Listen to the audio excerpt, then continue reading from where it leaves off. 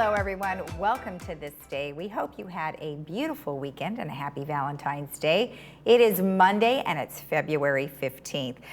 We don't have any meetings today, so you don't have to worry about that. But we do have on our show Cindy Whitney, and she is here on behalf of Thrive with Eileen Lenson. So she's going to take up our whole show today because she's got some great information to share with us.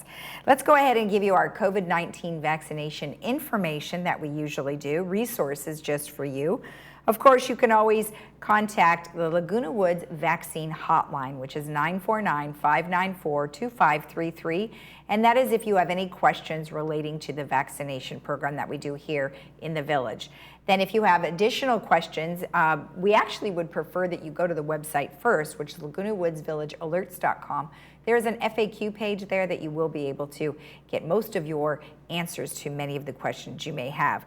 Now, if you are a Kaiser Permanente member, Kaiser Permanente has a resource for you as well. It is a hotline, which is 833-574-2273. And then if you would like to make an appointment through them, you would go to kp.org/COVID vaccine and you would click on make an appointment. Then as always, if you would like to go to Soka University or Disneyland, you could always go to the Athena.com website and you register there. And for additional information regarding that, you would go to occovid19.ochealthinfo.com. Our weather is looking pretty good after having some sprinkles over the weekend. We are looking at partly sunny today, 67-48. Tomorrow, 67-53. Wednesday, pleasant, 66-51. Sunshine is coming in, 65-49, and we might have a few clouds in the morning on Friday, but lots of sunshine with a high of 70 and overnight 50. The sunrise this morning was at 6:35, and then our sunset will be at 5:36. And Joel, I love this photo so much, I just wanted to use it again. So thank you for sending it in. If you have a photo you'd like to share with us, please email it to lagunawoodsvillagetv@gmail.com. All right, when we return, we will have Thrive with Cindy Whitney. Stay tuned.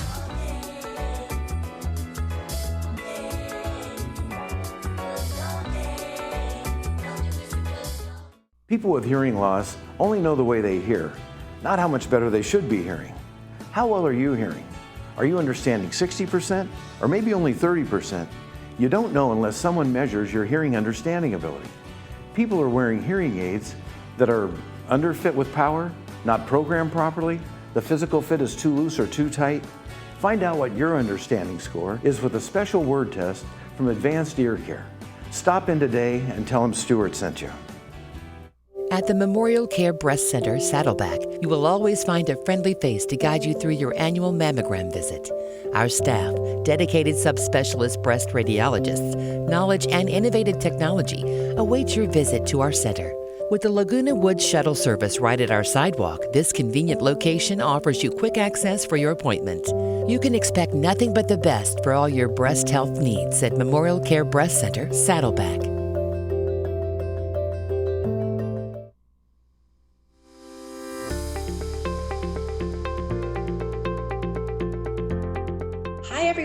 Welcome to this segment where we spotlight someone who is helping us to thrive in the village. I'm Cindy Whitney, and today I'll be speaking with author and board-certified life coach Eileen Lenson, who has spent her whole career as a psychotherapist working with individuals and helping them to overcome adversity and build hardiness and resilience skills. And today, because of our limited time, Eileen's going to help us with one of the topics that she has worked on, and that is forgiveness. Welcome, Eileen. How are you? Thank you. It's wonderful, Sydney. Well, good. You know what I'm going to do? I'm going to jump right in, and because I'm so curious about forgiveness. You've given it some status. You've given it some prominence in your work because you say that it is something that creates a pathway to positive emotions. What do you mean by that? Well, I think we have to look first, perhaps, at what unforgiveness does. Perhaps should we start there? Yes. Look at that, and if we're unforgiving, then we're carrying a burden with us. It's a really negative thing, and it can create destructive feelings within ourselves. It can because we're creating feelings of blame, rumination, and feelings of victimization. And nobody wants to be a victim, because if you're a victim, there's nothing we can do to make a change in ourselves. So it's important to be able to look at being able to find forgiveness. And as you put it, create those new pathways. Yes. And you mentioned rumination. I'm kind of familiar with that, because I think in the past I have ruminated about something, or rehashed something, gone over and over, fooling myself thinking I'm just analyzing it. But really I'm not. I'm kind of cementing it in as a way to feel about something, or something that happened. Would that be fair to say? I think that is so, I think you nailed it. And what happens is, in part, there's probably two things going on. One, we probably have to blame our genes and our history, because it's basically that evolutionary negativity bias that we have. If we think about the cavemen and our ancestors back then, to be able to survive, they needed to focus on the negatives so that they could be hyper aware of where the dangers were. But today, what happens is we still tend to be a little sticky for those negatives. And why do we be that way? Because, we don't have the same history, the same issues that the caveman had. But what that does is it protects us against being hurt more. What we do is, and this is part of that rumination, we look for evidence. Look for evidence in which that will justify the feelings we have. And what that's doing is it's protecting us. So instead of being able to think about the positives, we're more like, I think I heard someone say, we're human Velcro for the negative and Teflon for the positive. And that's what leads us into the rumination. Well, that's interesting. I'm more inclined now to blame the cavemen. I was really more inclined to blame my family because I think we all are having these behaviors modeled for us, whether we are forgiving or non-forgiving in situations, whether we manage anger or we don't manage anger in situations. I joked with you at one point. I said, I think it was on our family crest, never forgive, because it was a dynamic that that my family embraced when I was growing up. So it's kind of interesting. You have to break away from those behaviors, though. That's the important work that we do. You're right. Sometimes it is modeled by our family, and they have taught us, or people around us, significant others. Basically, what they've taught us is when we get angry, kind of keep your finger on that anger button, but it gets jammed.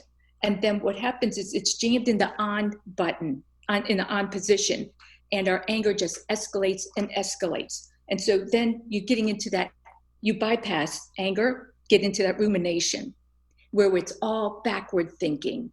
So we're focused on all the things that happen negatively, and if we're focusing on the past, the back, we're not able to plan for the future. We're missing what's happening today, the positive experiences. That makes such good sense. We in Thrive started out for the year of 2020 as the year of kindness. And forgiveness is related to kindness, isn't it? How can we add to our feelings of kindness? And a lot of people have done many, many things for many people during this year, this extraordinary year. How does forgiveness relate to that? Okay, kindness is very healing, particularly it's a personal thing that we think of being kind to others, but it's about being kind to ourselves as well. If we think about the anger that we hold towards an offender, or that rumination, which is anger on steroids, basically runaway anger, then we need to think about what we can do to stop that.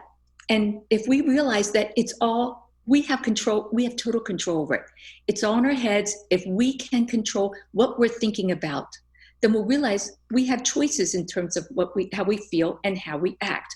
And so it's kind of lends itself to think about like neuroplasticity, which is this thing like they realized about 50 years ago that our brains are sort of flexible, they're sort of plastic.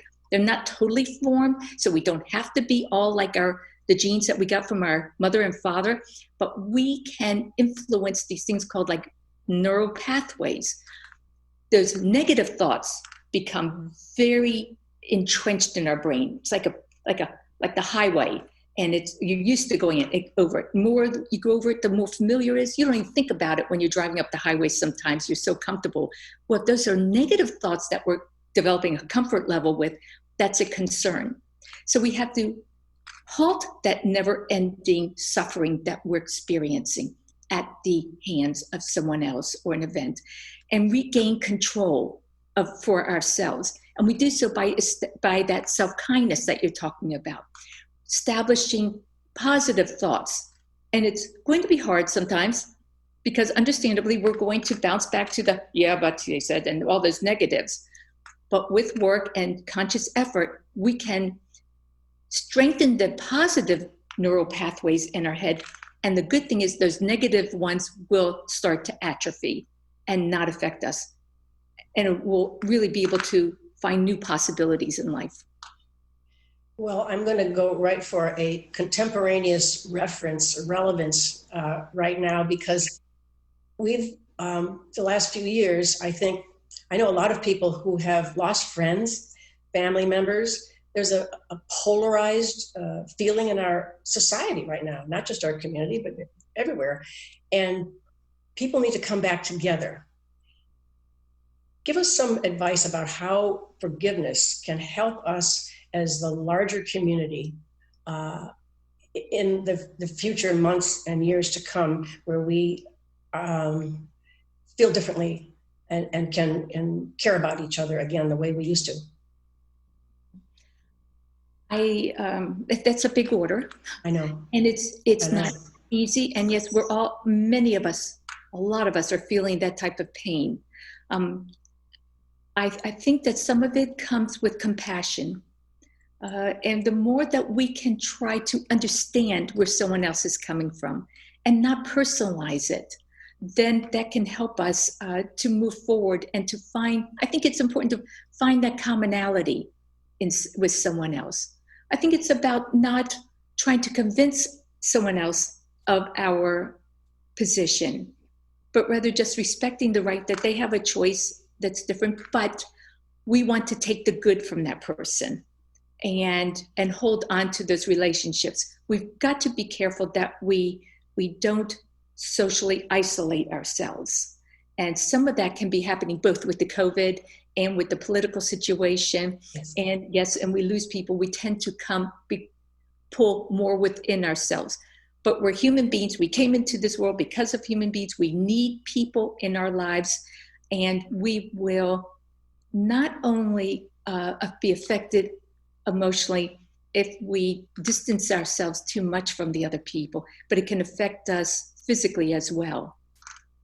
Yes, I think to sort of break away from those confirming processes that we have, where we only hear or listen to things that confirmation theory, what we already believe, and reach out a little bit more with learning processes and learn about new ways to think about something, or how is this other person or this other group, how are they feeling about that, and how do we all come to our own beliefs and share those things. It's not rocket science. And as you say, if you go through those habits, those neural pathways, you do it once and twice and again, your brain this will make more sense to you as you become more comfortable with it. Does that sound possible?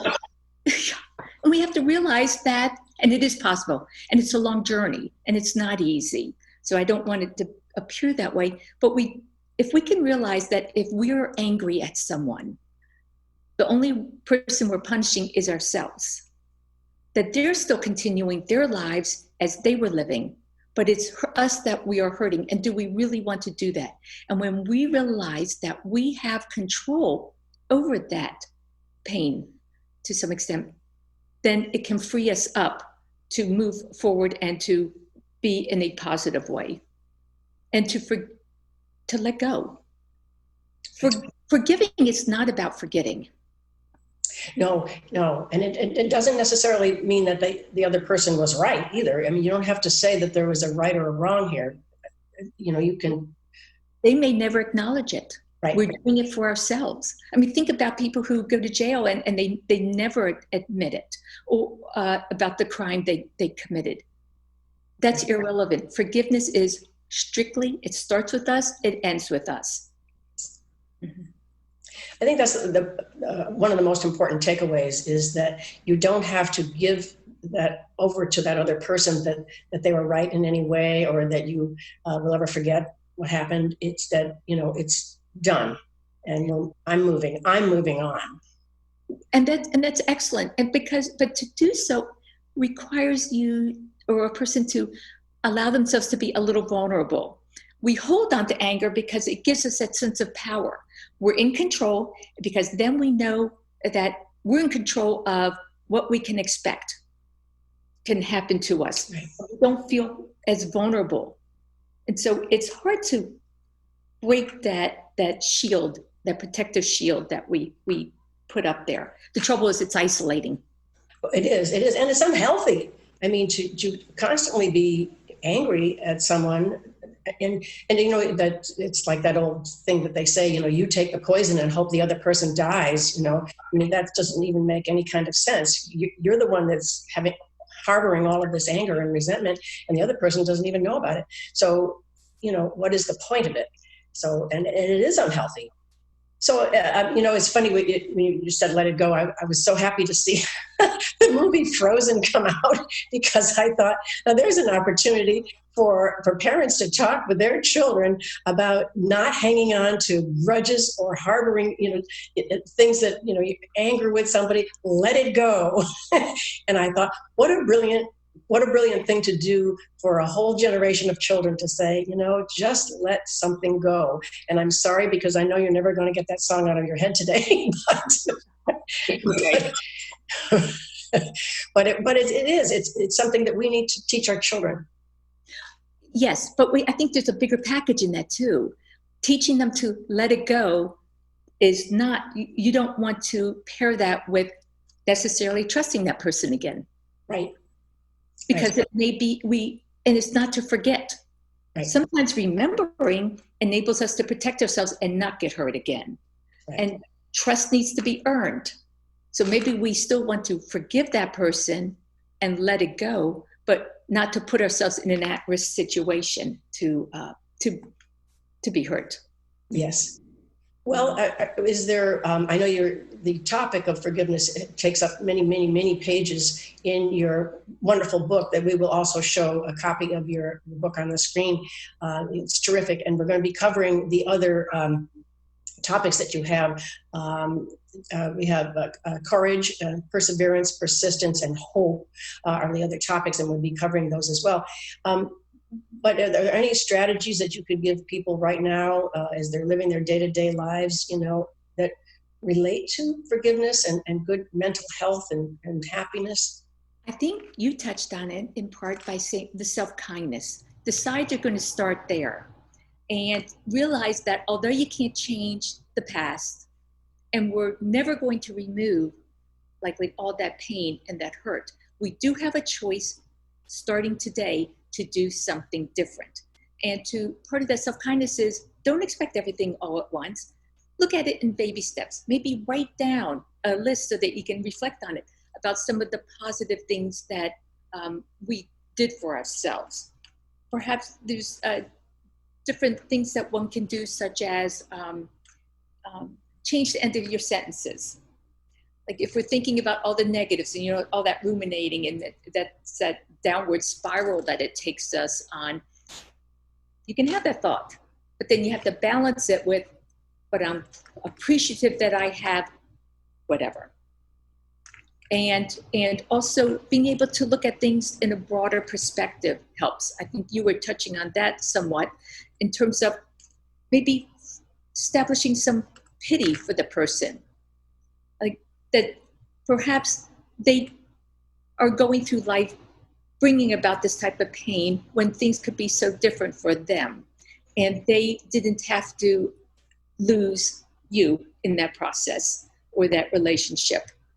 So pity for that individual, understanding, if you understand a little bit more about their broader upbringing or who they are, realize that how could we expect, knowing what we know about that person, how could we have expected anything different of that person?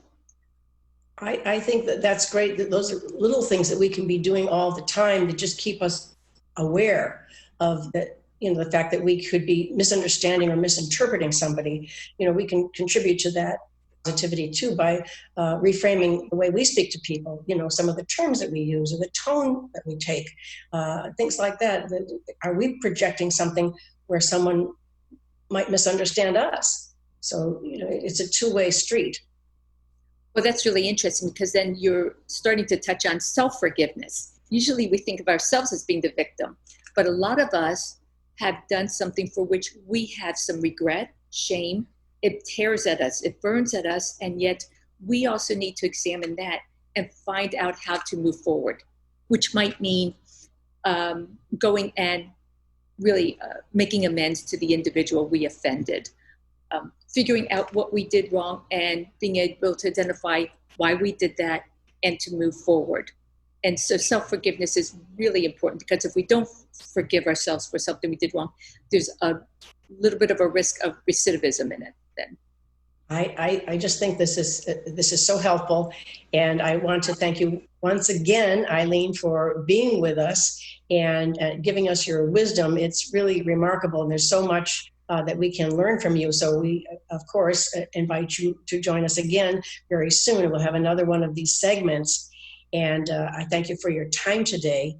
I also want to tell our audience that you can find this interview or conversation that we're having on YouTube, on Village Television YouTube /Thrive, and we'll be putting the address of that link on the screen. And we hope that you continue to thrive, continue to be well, and we will see you very soon, and take good care. Bye-bye.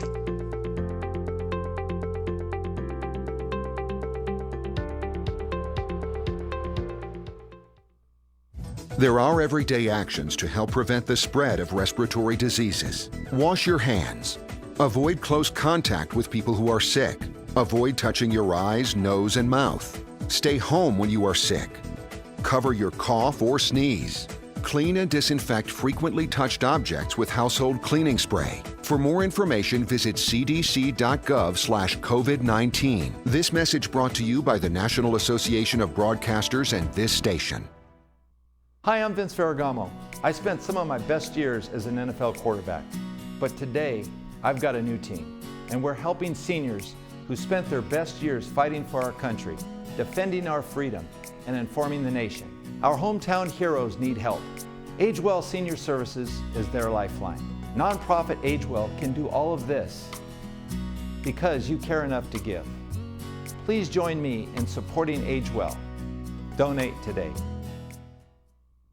My name is Angela. I'm 51 years old, and I was diagnosed with a heart murmur. Before the surgery, I was struggling to breathe. I was missing out a lot on playing with my son. I decided to go to Hoag from Nevada to have my mitral valve repair because the surgeons there are excellent. My personal approach to patient care is really taking care of a patient as if they were a member of my family.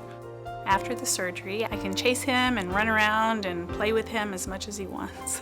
It's like a miracle. It's like this patient made it through the toughest time in their life, and it's an awesome feeling. The feeling to see these patients recover, especially when they're critically ill like that, it's just the best feeling in the world. We wanted this to be one of the top cardiovascular centers in the region, the state, the nation, and to be recognized for that. We've achieved that. If I had to go back and make the same choice, I would choose Hoag again. They treated me like family. This changed my life, and now I get to be with my son.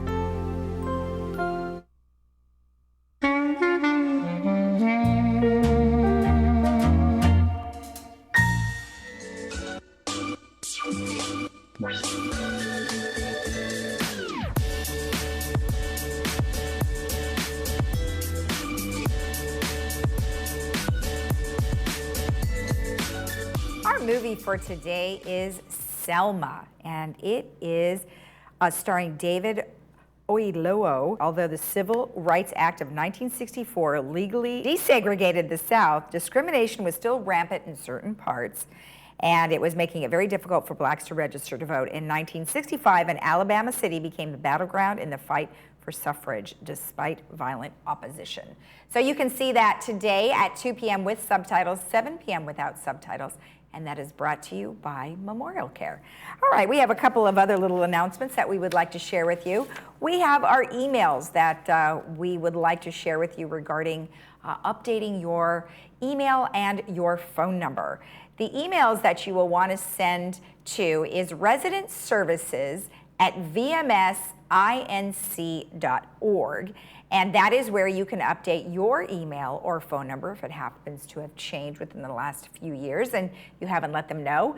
And then if you are a retired medical professional, we are still looking for volunteers to help us with the at-home vaccination program that we are going to be starting here in Laguna Woods Village.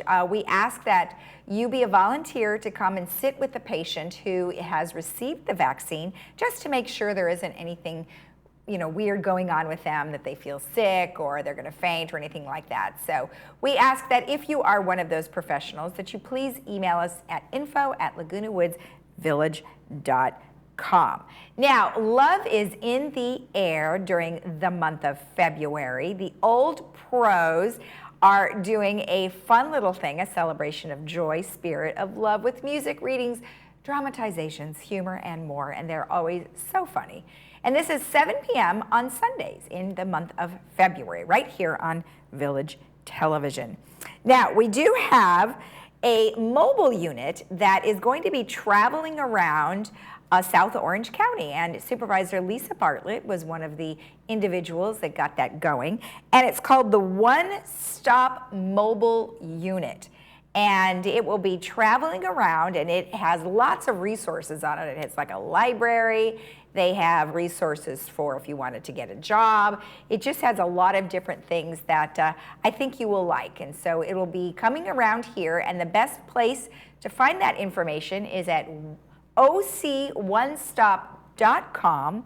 And if you want more information, you can call them at 714-480-6500. All right, let's take a look at our weather one last time. It is looking good this week. It looks like we're not going to be having any rain in our forecast, and by the weekend, we are going to have some sunshine. So partly cloudy today, 67-48. Tomorrow, partly sunny, 67-53. Wednesday, pleasant, 66-51. And sunshine begins on Thursday, 65-49, and then a few clouds in the morning. And there you go. Our weather's looking really good this week. Okay, we will see you again tomorrow. It's Tuesday at 9 a.m. with Jeff Parker, since we didn't have him on today. Have a great day in the village. We'll see you again tomorrow. Bye-bye.